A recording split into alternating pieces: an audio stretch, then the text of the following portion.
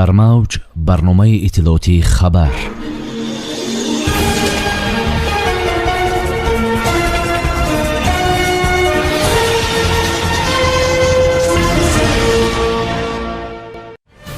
маҷлиси васеъи ҳукумати ҷумҳурии тоҷикистон баргузор гардид. дар шаҳри душанбе роҳи дусатҳа сохта мешавад. дар Берлин маҳсулоти саноатию кишоварзӣ ва зарфияти иқтисодиву тиҷоратии Тоҷикистон муаррифӣ мешавад.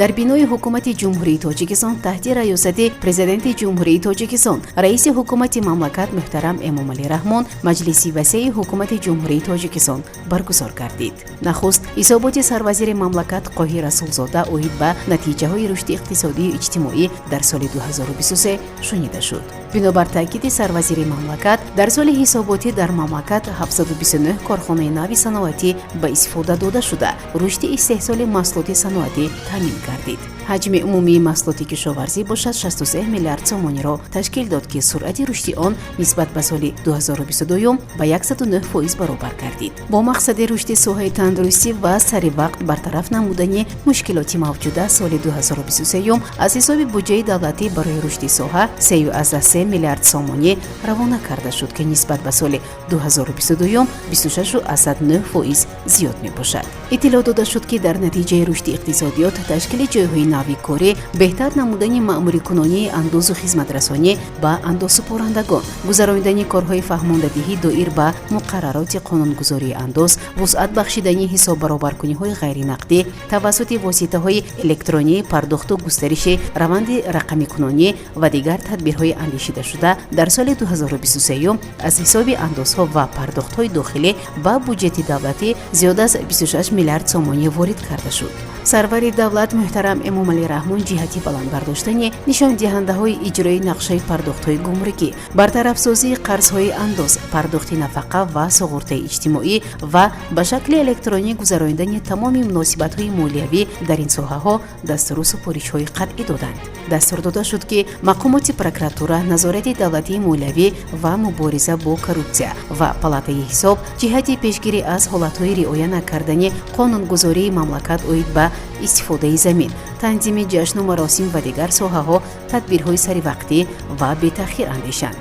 ҳамзамон сарвари давлат роҳбарияти вазорати саноат ва технологияҳои навро ҷиҳати татбиқи амалии яке аз ҳадафҳои стратегӣ саноати кунонӣ бо суръати мамлакат тавассути ба истифода додани иқтидорҳои нави истеҳсолӣ, ба кор андохтани иқтидорҳои бозистода ва пешгирӣ намудани раванди аз фаъолият бозмондани корхонаҳои саноатӣ, афзоиш додани истеҳсоли молу маҳсулоти рақобатноки ивазкунандаи воридот ва ба содирот нигаронидашуда, зиёд намудани шумораи корхонаву коргоҳҳои хурди истеҳсолӣ дар шаҳру ноҳияҳо, бахусус дар самти коркарди меваю сабзавот ва таъмини фаъолияти муназзами корхонаҳои саноатӣ ва бо назардошти талаботи бозори дохилӣ истеҳсол намудани либоси мактабӣ вазифадор намуданд. ба вазири энергетика ва захираҳои об Далер Ҷумъа ва роҳбарони ширкатҳои соҳа барои татбиқи саривақтиву босифати лоиҳаҳои кам намудани талафоти нерӯи барқ дар шаҳру ноҳияҳои мамлакат, ҷорӣ намудани низоми билингӣ ва ба ҳисобгирии пурраи истифодабарандагони нерӯи барқ, ҷамъоварии саривақтии маблағи он аз аҳолӣ ва ташкилоту корхонаҳо ва бунёди иқтидорҳои алтернативии истеҳсоли нерӯи барқ дастуру супоришҳои мушаххас дода шуд.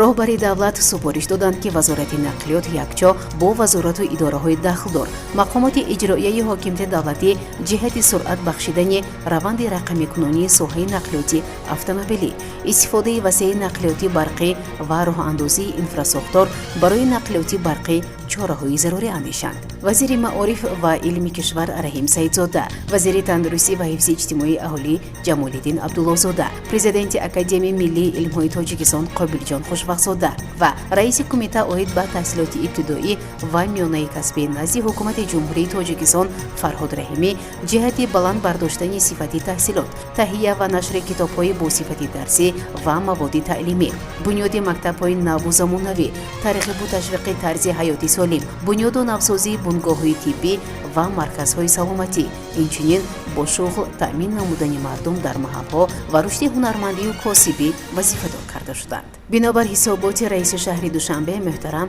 рустами эмомалӣ, ҳоло дар доираи нақшаи генералии шаҳри душанбе бунёди зиёда аз 407 иншооту биноҳои таъиноти гуногун идома дорад. соли 2023 дар шаҳр 6 муассисаи таълимӣ барои 10300 нафар ҷойи нишаст ва 3 муассисаи томактабӣ барои беш аз 410 ҷой сохта ба истифода дода шуд. ҳоло дар шаҳри душанбе сохтмони 13 муассисаи таҳсилоти миёнаи умумӣ бо 28 000 ҷойи нишаст ва 55 муассисаи томактабӣ барои 10 000 тарбиятгиранда бо маром идома дорад.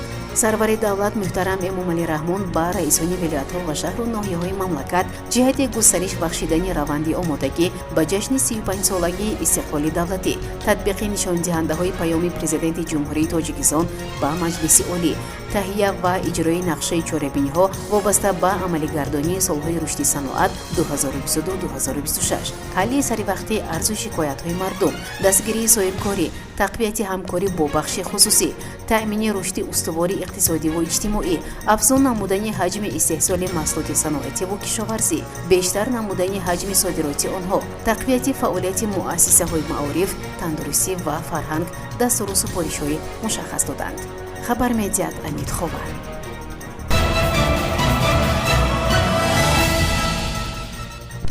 дар минтақаи осиёи марказӣ аз ҷумла дар ҷумҳурии тоҷикистон камборишу хушк омадани тирамоҳу зимистони имсола моро водор месозад ки истифодаи самараноки тамоми имконияту воситаҳоро таъмин намоем. яъне имсол бо истифода аз тамоми имконияту воситаҳо гузарондани кишти такрории пайваста ва гирифтани 3-4 ҳосил бояд таъмин шавад. чунин изҳор доштанд сарвари давлат муҳтарам эмомалӣ раҳмон зимни суханронӣ дар маҷлиси васеи ҳукумати ҷумҳурии тоҷикистон. роҳбари давлат изҳор намуданд ки ҳарчанд соли 2023 фаровонии бозори истеъмолӣ ва мӯътадилии нархҳо таъмин гардид, вале бо назардошти тамоюлҳои манфии иқтисоди ҷаҳон ва паёмадҳои тағйирёбии иқлим, ҳифзи амнияти озуқавори минбаъ низ ҳамчун вазифаи муҳим боқӣ мемонад.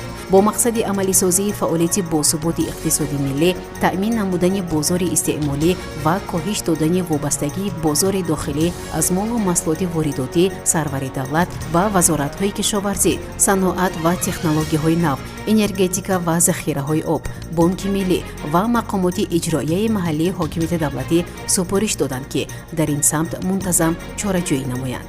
президенти мамлакат ин сохтору мақомотро вазифадор намуданд ки ҷиҳати афзоиш додани ҳаҷми истеҳсоли маҳсулоти саноативу кишоварзӣ ва истифодаи самараноки иқтидори мавҷуда тадбирҳои иловагии пешгирикунанда андешида мӯътадилии нархҳоро дар соли равон таъмин намоянд.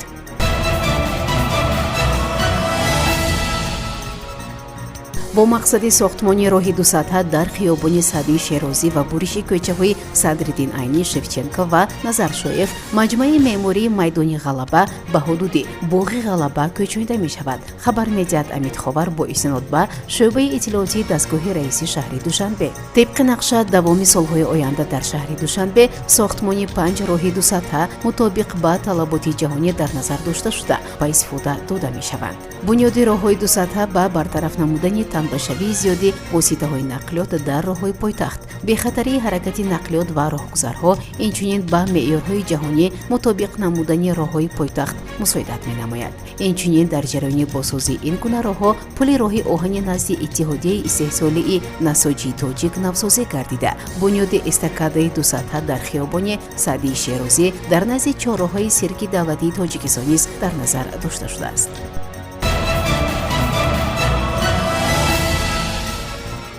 дар маркази намоишгоҳҳои Берлин, Мессе Берлин, намоишгоҳи 88-уми байналмилалии маҳсулоти кишоварзӣ, ҳафтаи байналмилалии сабз оғоз гардида, он то санаи 28 январ идома хоҳад ёфт.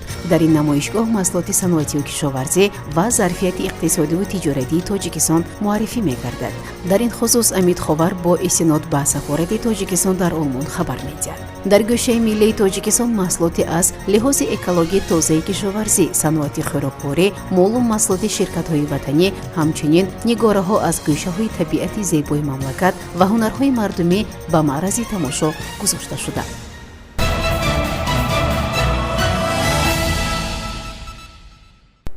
дар мавҷ барномаи иттилоотии хабар.